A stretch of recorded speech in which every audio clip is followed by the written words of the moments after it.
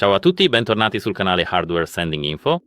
Oggi vi spiegherò come collegare la Magic Keyboard al vostro iPad Pro M5.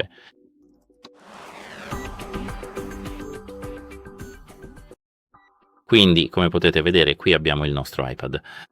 Lasciate che lo prenda un attimo da qui. E ora metto qui la mia Magic Keyboard di Apple. Non so se riuscite a vederlo, ma qui abbiamo il logo Apple. Ora posiziono la mia tastiera così sul tavolo.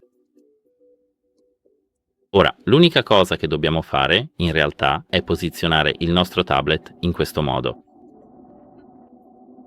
Adesso, se tocchiamo è fatto, possiamo semplicemente usare la nostra tastiera per fare qualsiasi cosa sul tablet. Come potete vedere, funziona. Aspettate un attimo, qui vedo che abbiamo il cursore. Possiamo muoverci, modificare note, eccetera. Tutto qui. Spero vi sia stato utile e arrivederci.